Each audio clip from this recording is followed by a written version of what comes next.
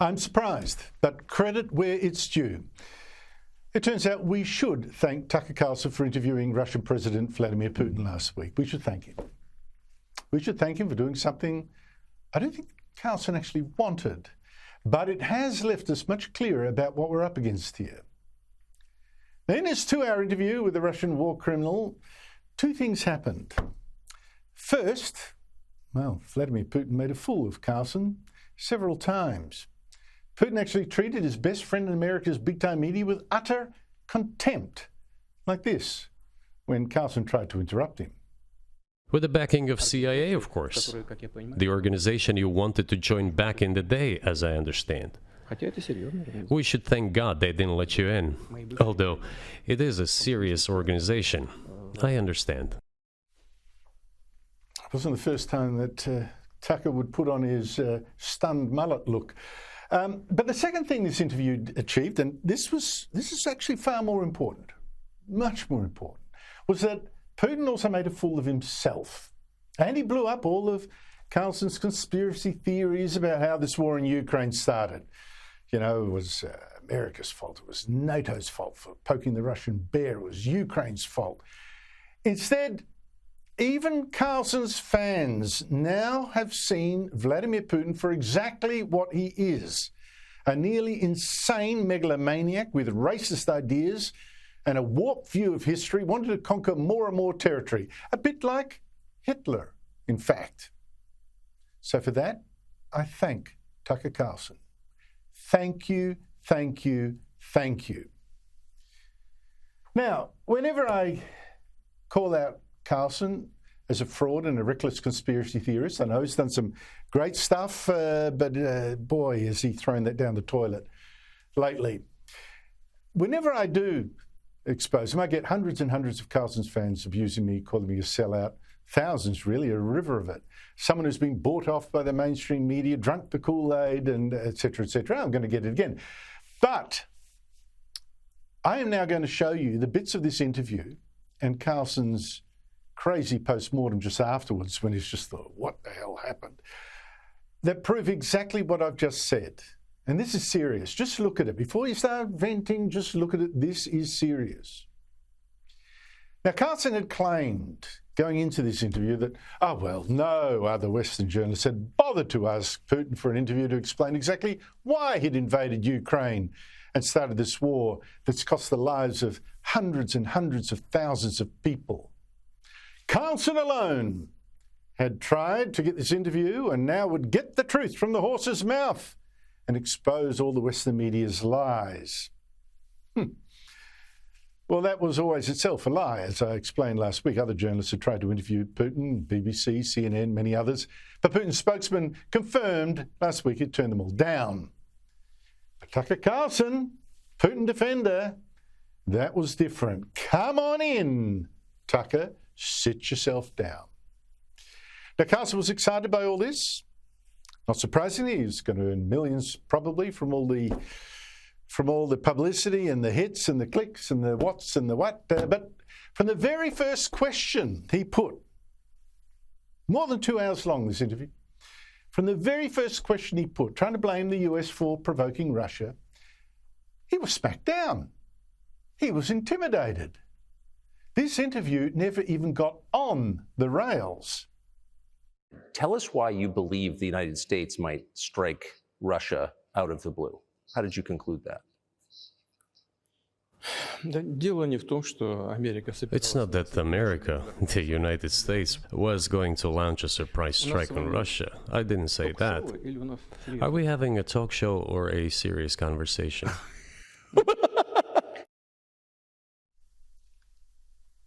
That laugh. And then followed, and I kid you not, half an hour of a history lesson from Putin on just why Ukrainians were actually Russians, even if they insist they're not. They're fighting for their country. They're so sure they're not.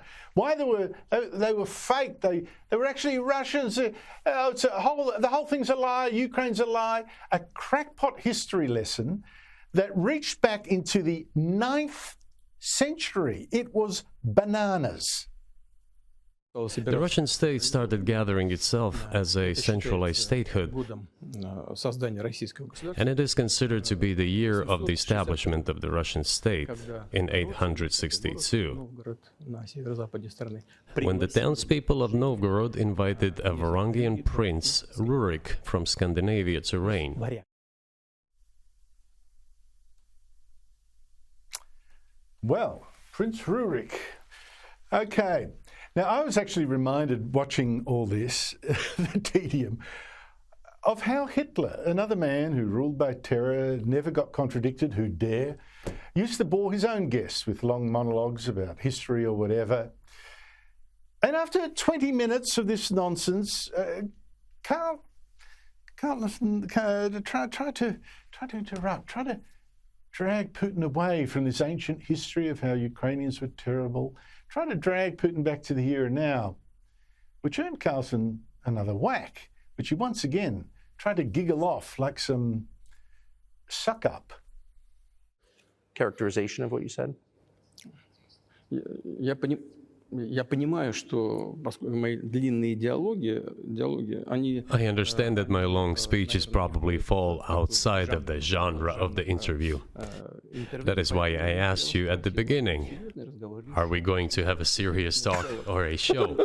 You said a serious talk, so bear with me, please. Well, on Putin then droned for another 20 minutes about how the Ukrainians were bad, how the British had stiffed him, the Americans too, blah, blah, blah. And remember, this was actually, the weird thing about this, this was actually Putin's big chance to make his pitch straight at conservative American viewers, at Tucker Carlson's fans, the Republicans, the right wing of the Republicans, to get them on his side and against Ukraine. This was important for him too. Yet this man is so arrogant that he gave the watching audience this crazy history lesson for 3/4 of an hour. And when I say crazy, I'll give you an example how bat crazy we're talking. World War II. According to Putin, it wasn't at all started by Hitler. All the textbooks lie. Apparently, it was, and don't forget, one reason he might have said that was that Hitler back then was backed by the Soviet Union at the start of the war. They were signed a treaty. No. It wasn't started by Hitler at all. It was started by those damn Poles who wouldn't give Hitler their territory and forced him to invade Poland in 1939. Why was it Poland against whom the war started on 1st September 1939? Poland turned out to be uncompromising, and Hitler had nothing to do but start implementing his plans with Poland. If I hadn't played you, I doubt you would have believed it. That is actually what happened in Carlson's interview with Vladimir Putin. Now, at that stage, a real interviewer would have said, excuse me, Mr. President, are you nuts? You know, have you just gone Joe Biden on me? But Carlson just said, and I quote, right. And on Putin went, showing that he really is mad. Now, in fact, too often Tucker Carlson seemed to agree with Putin's mad theories that there really isn't a Ukraine, that the country is just made up, it's really Russian, like in this passage. May I ask you, you're making the case that Ukraine, certainly parts of Ukraine, Eastern Ukraine, is in effect Russia, has been for hundreds of years.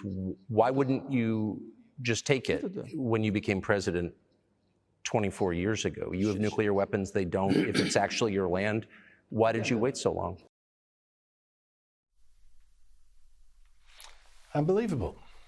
Now, eventually, Carlson got to slip in a few questions on his pet themes, you know. Was Putin motivated by Christianity? Well, no, said Putin. I mean, look, come on. Carlson's actually talking to a mass-murdering war criminal, right? A man who's also, apart from invading several countries now, has poisoned the underpants of the Russian opposition leader, had been thrown in jail, has had assassinated journalists and activists and businessmen he didn't like anymore, people mysteriously falling at a whole series of windows from high up. I mean, seriously. a Christian. Okay. Okay, then, but then Tucker asked, well, what about the shadowy forces that many of Carlson's audiences really are convinced truly run the United States, shadowy forces? Well, he got barely a nibble on that too, and it really was all too late after Putin's performance as Dr. Evil for so long of the show. So twice you've described U.S. presidents making decisions and then being undercut by their agency heads.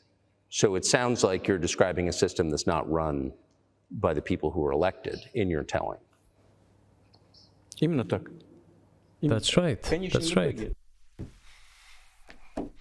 But what about Carlson's other pet theory that it was the United States, not Russia at all, that blew up the Nord Stream pipeline carrying Russian gas to the European Union? Could Putin now provide the evidence? And alas for Carlson, no, he couldn't. But I'm confused. I mean, that's the biggest act of industrial terrorism ever, and it's the largest emission of CO2 in history. Okay, so if you had evidence, and presumably given your security services, your intel services, you would, that NATO, the US, CIA, the West did this, why wouldn't you present it and win a propaganda victory? В войне пропаганды очень сложно. In the war of propaganda, it is very difficult to defeat the United States because the United States controls all the world's media and many European media. Now, there was one good thing that Carlson did that was good and deliberately good. He did ask Putin to free American journalist Evan Gershkovich. Gershkovich has been arrested in Russia on false charges of spying, held essentially as a hostage ever since. And Carlson said, give him to me to take home. You might be cynical and say, well, what a publicity coup that would have been for Carlson, very good for him. But, it was good. You would be willing to release him to us and we'll bring him back to the United States. But no, Putin wouldn't do even that for his little mate. And with that, and with a warning against America sending troops to Ukraine or else, really, it was over. Except for one last piece of idiocy from Tucker Carlson, who was wondering minutes later, oh, what the hell just happened? Wondering what to make of an interview in which Putin had bored an audience to sobs, belittled Carlson, and proved that he himself, Vladimir Putin, was plumb crazy. He wasn't pushed into this war. He really was a warmonger. Carlson actually summed it all up like this. Putin is not really a threat. Russia's not an expansionist power. Sorry. You're not supposed to say that because all the Victoria Nulands and all the liars and ideologues who run the State Department want to make him into this, Hitler, Imperial Japan. But the truth is that that's just false. It's just stupid, actually. You have to be an idiot to think that. Russia's too big already. It's the biggest landmass in the world. They only have 150 million people. Now, Tucker Carlson actually said that after Putin has invaded Ukraine, occupied parts of two other countries, the east of Moldova next to Ukraine, and also Georgia next to Turkey. He's done that already and is not expansionary? I mean, open your eyes, man. Putin in his interview treated Carlson like a fool, and he was a fool.